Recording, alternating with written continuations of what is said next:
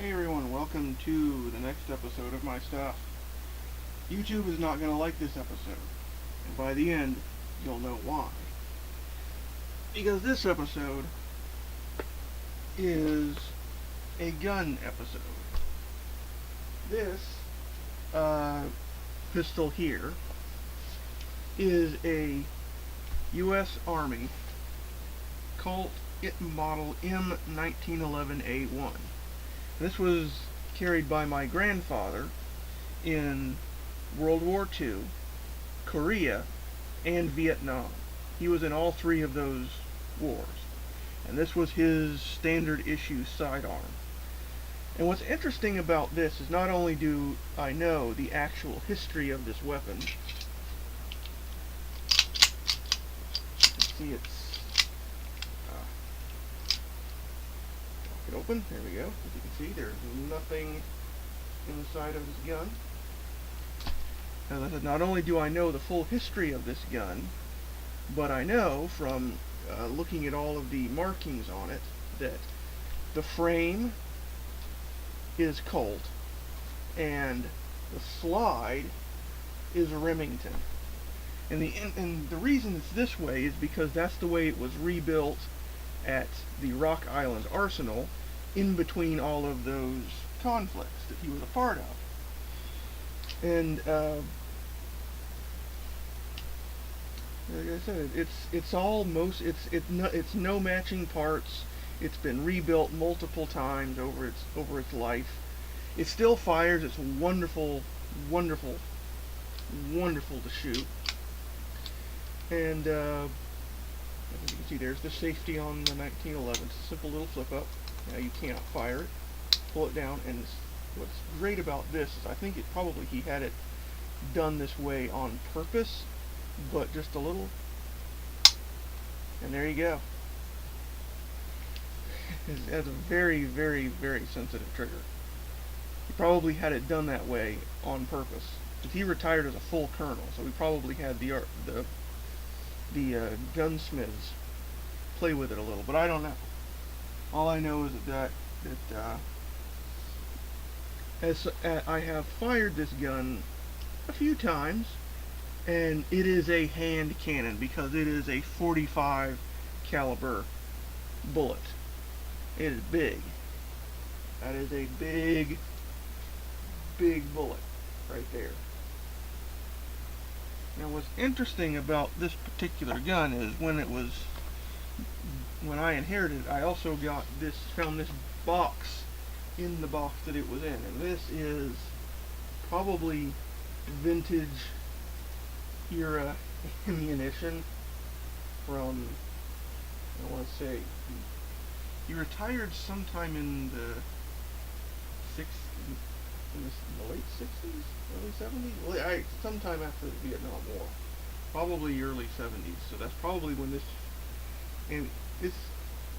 ammunition is probably even earlier than that. I don't know. You probably wouldn't want to fire it, but I don't know. It's in fairly good condition for it being of indeterminate age. But anyway, what also came along with his pistol were some magazines. This nice leather one holds 2, and then this fairly generic canvas one. As you can see, they're both belt. They both go on the belt. So a total of 5, and then I think there's 3 others that are just kind of loose in the box. Because, like I said, this was his sidearm. He carried this with him in the field, wherever he went. So there's 7 magazines, 7 8-round magazines, for a total of more ammunition than you probably ever need in a given situation. But I don't know. I was never in the military. So, loading that back in. The other thing that I received from my grandfather actually has a story with it. Now there are those people who will already know exactly what this is just by the holster. But the story goes that in sometime towards the end of World War II, my grandfather, who at the time was a pilot for a scout aircraft, the Piper Cub, it had a different name, but it's most people know it as the Cub. It was specially modified for the military to have larger windows, and it was used as a scout aircraft, and he was a pilot for that. Well, anyway, sometime during the end of his career, a German officer surrendered to him. And this was the German officer's sidearm, the classic P08 Luger. And as you can see, absolutely nothing in this firearm, completely clear, as you can see. And fully in German, as you can see. It has whatever German word that is. I don't speak German, so whatever. So yeah, this is it comes with 2 magazines and the disassembly tool. So this also is a firing weapon. I have disassembled, cleaned, and fired this gun before. And it is a 9mm. Tiny little bullet. Most guns people fire and shoot today are 9mm. And if we put the 45 and the 9mm together, you see we have a small bullet which travels very fast. And we have a large bullet which travels a little bit slower. Now you may think, oh well, so it's one of those where there's trade-offs. You don't want to get hit with either one of these 2 bullets, but this is bigger and will put a bigger hole in you. This is going quicker, and if you are wearing, let's say, a very thick shirt, like a padded shirt, like the flak vests that they used back in that era, this would go through it. You would not want to be hit with this either. But this leaves a smaller hole than this one, and it comes down to a lot with personal preferences. Generally, you can fit more of these into a given magazine than one of these, as you can see between the two different magazines of these 2 weapons.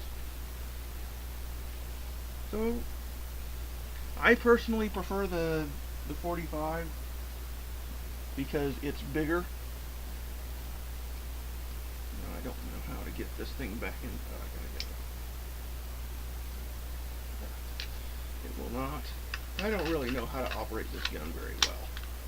So, come on. I don't really know what I'm doing with this thing anyway. I'll fix that later. As I said, I don't know how to handle that weapon very well. I'm not very good at it. But, moving along, we're going to move from ranged weaponry to bladed weaponry. And this is the Camelus survival knife.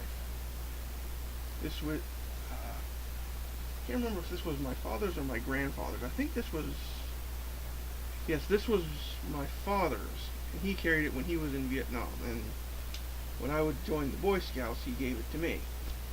So this is a survival knife. And this was also, as you can see, it's a pretty nice knife. It's got a saw, a nice sharp blade, and it's got a very nice handle grip to it, at least as far as I'm concerned. It's got a nice leather handle, and it comes with its own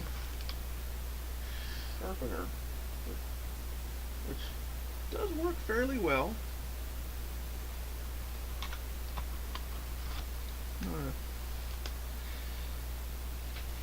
And moving along, and in the same vein of things that were carried by my family in war, and things that were captured, we have the German World War II era combat knife. This was from the same Air Force officer that surrendered to my grandfather. As you can tell, he was the Air Force, the German Air Force, called the, I know I'm going to probably not pronounce this properly, Luftwaffe, because of this little silver tassel here. Tell he was an officer.